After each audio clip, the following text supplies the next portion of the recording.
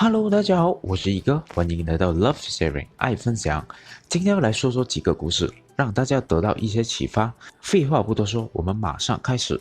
第一，中大奖的擦鞋匠，在西班牙流传着一个这样的故事。每年全国都会发行彩票，有一年彩票一直都没人中，奖金累积的越来越多，大家都争着去买，希望能够成为那个幸运儿。一名擦鞋匠去买了一张，他想，如果中了的话，我下半辈子就不用再这么努力工作了。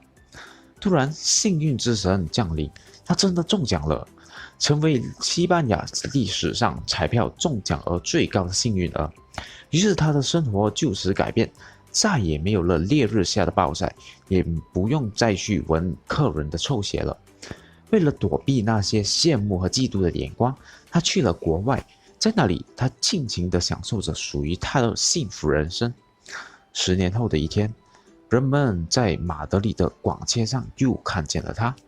令人惊讶的是，他又变回了一名擦鞋匠，因为在1个月前，他发现那原本以为永远都花不完的巨额奖金，竟然只剩下100块。此时他已经60岁了，他用那100元买了一张回家的车票。再次成为了一名擦鞋匠。这里的启示是，一个木桶可以装多少水，不是取决于最长的那个木板，而是最短的那个木板。就算有一天下很大的雨，这个水桶最后也只能装到很少的水。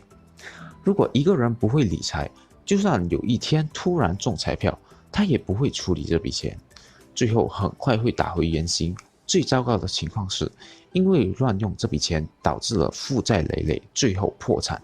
第二，千分之三的游戏，某兵营流行着这样一种游戏，上级官每年一次召集部下1000人，发给每个人一把手枪，并告诉他们，这1000把手枪当中有3把是有真的子弹的，要求他们每人朝自己的脑袋开1枪。剩下的人可以在余下的1年里无忧无虑的生活。游戏进行着，每年一次。如果你是他们当中其中一员的话，你敢朝自己的脑袋开1枪吗？这里的启示是，其实在生活中，我们所有人都在无意识的每年重复着这样的游戏。根据中国人生命表统计显示，中国人的年平均死亡率是3%。有人说3%的概率很小，因为1000人中只有3个人。有人说这个概率很大，因为对每个人来说只有2种可能性，生或死，因此每个人的概率是58%。如果是你的话，你怎么认为呢？